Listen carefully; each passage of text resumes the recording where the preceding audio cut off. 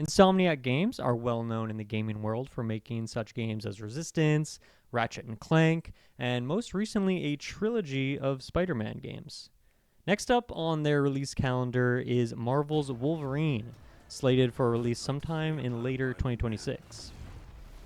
A trailer for the game released in September 2025 that showed off some slicey gameplay, hinted at some big character reveals, but most intriguingly to me, had this little shot here.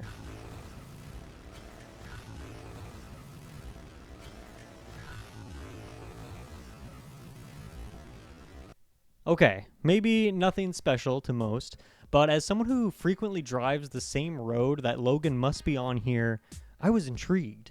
There is a long list of developers based in Vancouver, BC, Canada, but a shockingly low number of games actually set in Vancouver. In the trailer, we see Logan driving towards a road that has a Squamish sign on it. For anyone who doesn't know, Squamish is a city north of Vancouver, kind of a midpoint between Vancouver and Whistler. And after seeing this in the trailer, I can't wait to see how much of BC is actually in this game, how much you get to explore the area. But seeing this sign in the trailer, it made me curious. Does the sign, as seen in the trailer, actually exist? If so, where exactly on Google Maps is that sign?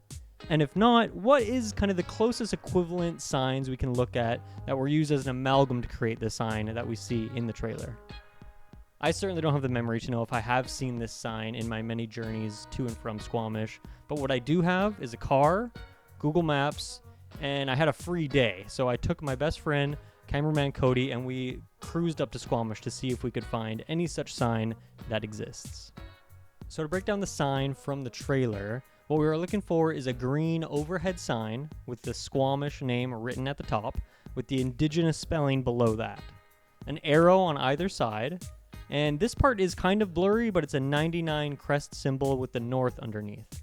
This highway is the 99, and leaving Vancouver towards Squamish is northbound, so it all tracks to this point.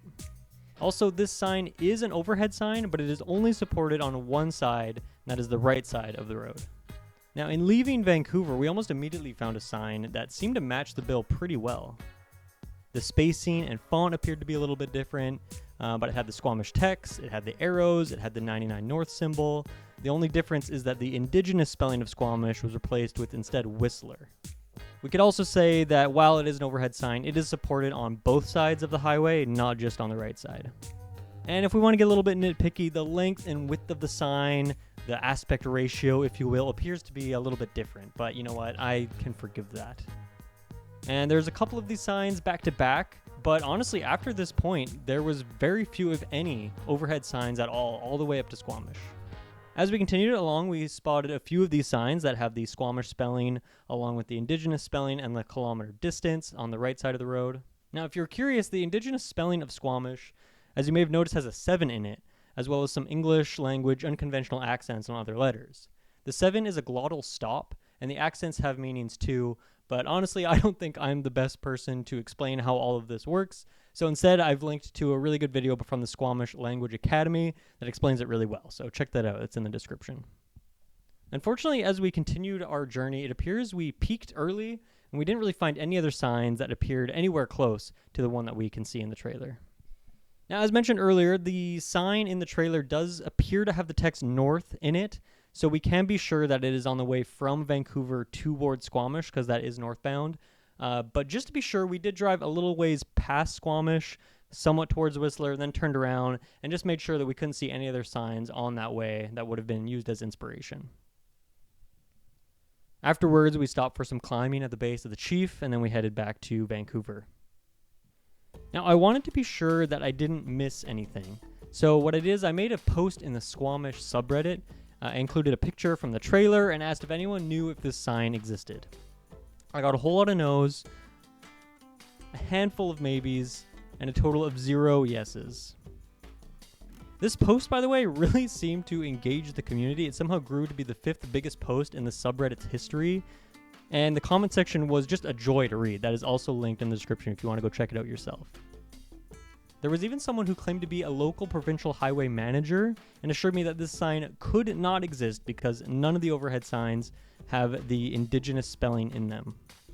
Funnily enough, someone replied to that asking if they were hiring. Unfortunately, they were not.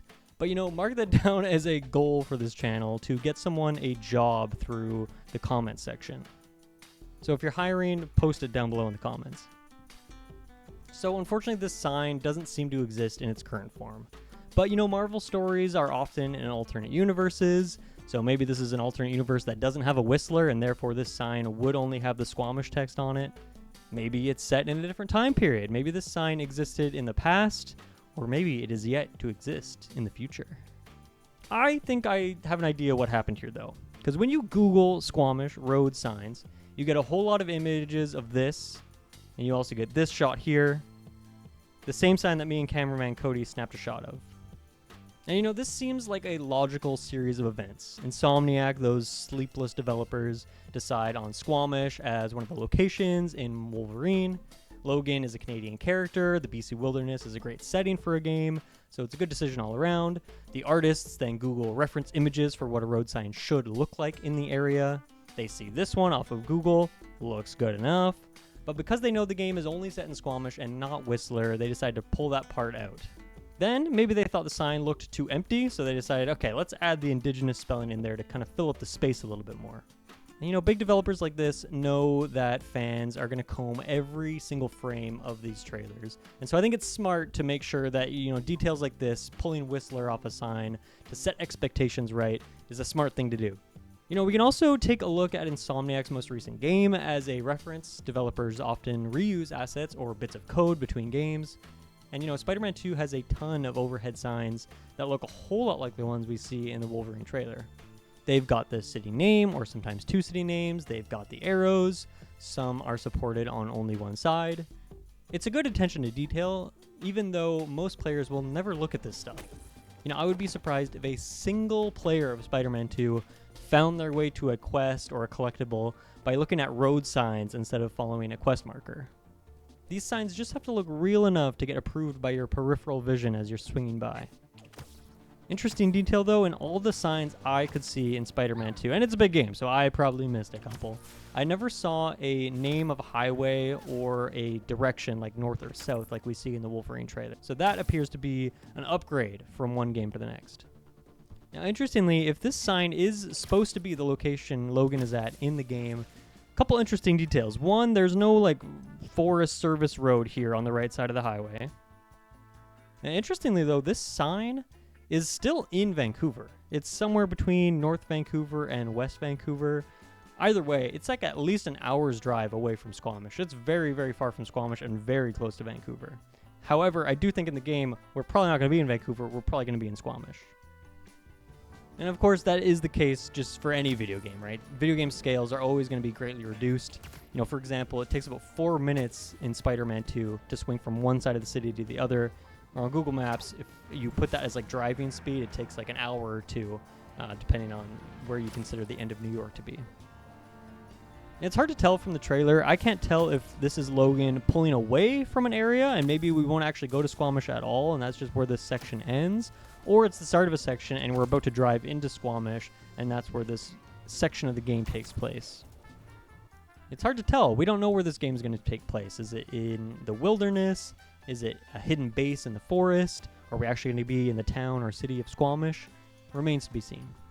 So in short, the sign does not exist as seen in the trailer. Still, I am beyond excited for the game and can't wait to see what this section of the game looks like. And you know that when the full game releases, I will be back with another video to break down all the details, comparing all the little details I can from the game to its real-world equivalent.